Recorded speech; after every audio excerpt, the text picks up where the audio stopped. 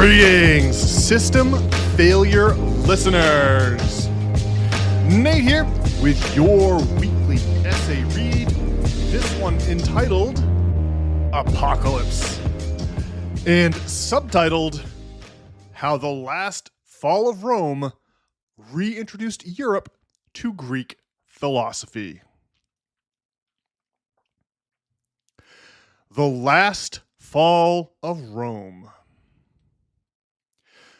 The fall of Rome was a slow-moving cataclysm that lasted for centuries. That fact makes it difficult to assign a particular date to that momentous historical event. Some consider the key moment to be in 410 AD, when Alaric the Visigoth sacked the Eternal City. Others believe the year to be 476 AD, when the German Odoacer finally deposed an 11-year-old Romulus Augustulus, the very last Roman emperor in Italy. His nickname appropriately meant Little Augustus. But the eastern half of the Roman Empire endured for another 1,000 years after these dates, with Constantinople as the capital. The Greek-speaking population of that city thought of themselves as living at the administrative seat of the old Roman Empire. Meanwhile, Roman civilization all but vanished from Italy.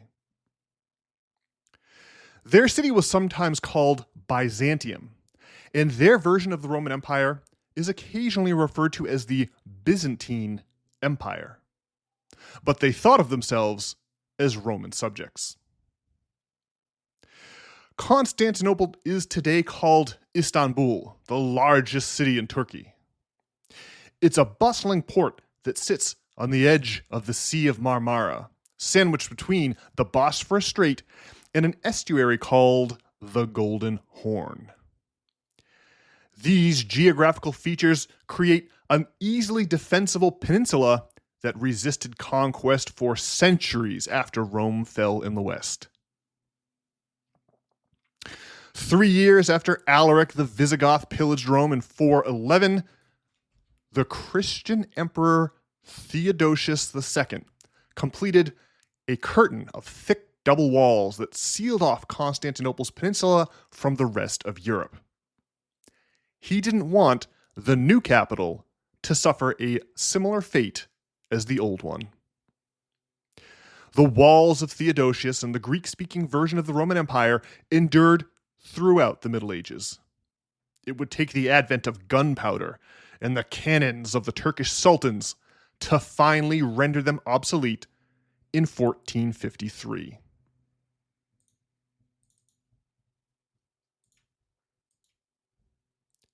Gemistus Plethon goes to Florence.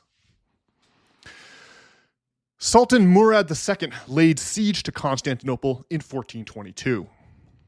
But to confront a sudden uprising back home, his forces were compelled to give up prematurely.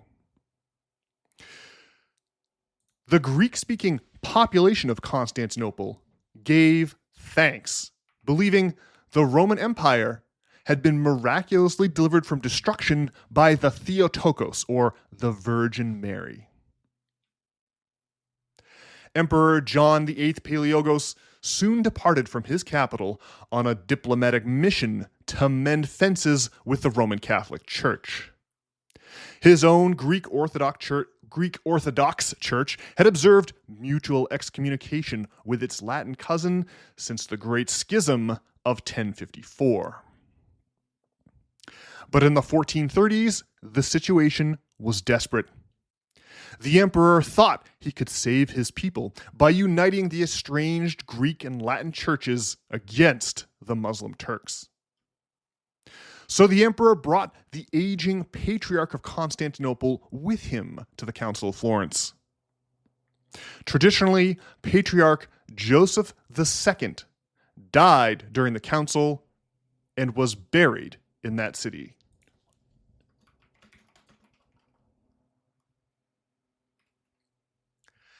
The emperor also brought with him a scholar named Gemistus Plethon, who was neither a clergyman nor a statesman.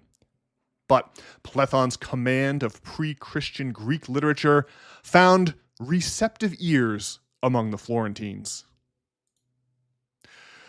Most pre-Christian Greek and Roman literature had been lost to Western Europe since the 5th century crackdowns of the Christian emperor Theodosius. That's why Plethon's lecture series on the Greek philosophy of Plato had a major impact on Cosimo de' Medici, the patriarch of the ascendant Florentine banking family. Exposure to these lost works inspired Cosimo to found a new version of Plato's Academy right there in Florence. Cosimo's descendants took this reintroduction to Plato even further. As part of their attempt to realize Platonic ideas, the Medici family went on to patronize promising artists. They sought to match the artistic skill evident in the old Greek and Roman artifacts that predated Christianity. The artists bankrolled by the Medici not only succeeded, but also surpassed the masters of antiquity. Today, we recognize their collective efforts as the Italian Renaissance. At the Council of Florence, Gemistus Plethon became a conduit through which lost classical knowledge was retransmitted from the Greek East to the Latin West. It was a key moment that ultimately gave birth to the Renaissance. Benozzo Gozzoli painted a 3-piece series of paintings that still adorn a chapel in the old Medici palace. These paintings superficially celebrated the 3 kings who observed the birth of Jesus. But Gozzoli commemorated the Council of Florence by rendering its major figures within his work. A portrait of John VIII Palaiologos stands in for King Balthasar, and the deceased patriarch Joseph II played the part of King Melchior. In the third painting, Cosimo's grandson Lorenzo sits astride a white horse as King Caspar. Gozzoli also added the face of Gemistus Plethon to this third painting, an acknowledgement of the role he played in igniting a Florentine fascination with Greek philosophy. Though the Council of Florence was an intellectual confluence that became a major historical turning point, it failed to save the Byzantine Empire. The Orthodox and Latin churches remain unreconciled to this day. And 31 years after his father abandoned the siege, Sultan Mehmed II arrived at Constantinople to finish the job. The Siege of Constantinople. The failure of Emperor John VIII Palaiologos to save his empire ruined his mental health. His attempt to reconcile the Greek East and the Latin West turned out to be deeply unpopular amongst his own subjects.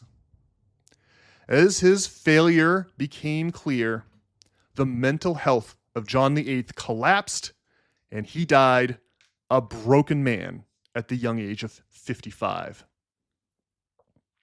It fell to his brother, Constantine XI Palaiologos, to muster a futile defense of the old walls of Theodosius.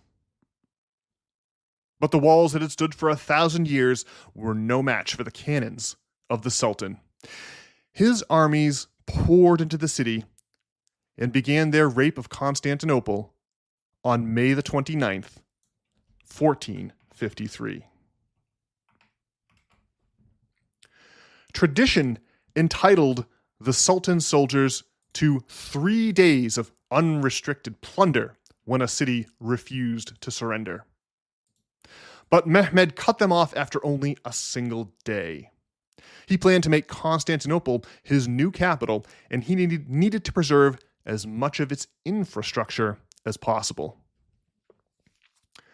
Sultan Mehmed II renamed the city Istanbul and slapped prohibitive taxes on Christian merchant ships. This action effectively severed the old Silk Road of Marco Polo.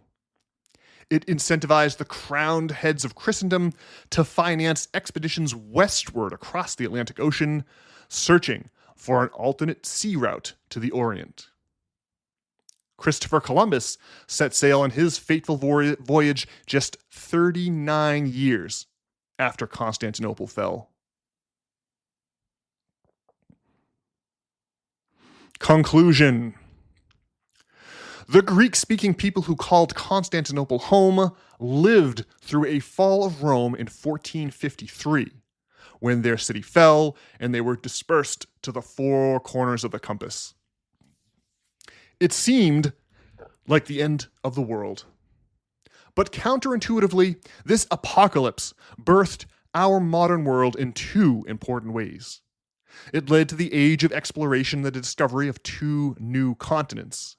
But more importantly, that historical episode revived intellectual currents that began flowing again after the Council of Florence, as if a great frozen river had finally started to thaw. The siege and fall of Constantinople prompted a cross-pollination of ideas between the Catholic West and the Orthodox East. Pre-Christian ideas from antiquity that had lain dormant under the intellectual winter of the medieval church began to bloom like flowers before the spring of the Italian Renaissance. Alrighty, folks. Well, that does it for this week's audio essay. I sincerely hope you enjoyed it. If you did, consider paying us a little visit over at systemfailure.org. There you can sign up to receive the text versions of these weekly essays right there in your email inbox each and every Sunday morning. Well, that way you won't worry about ever having to miss one. The text versions of these essays, of course, come complete with paintings and flavor text, and this week a harrowing recounting of the fall of Constantinople by my favorite historian, Will Durant. Well, all right, folks, that, as I mentioned, that does it for this week's audio essay. I will be back on Monday with Brian, inevitably, and of course, for a regularly scheduled edition of the good old System Failure podcast. I cannot wait to talk to you all then. In the meantime, I hope you're having a great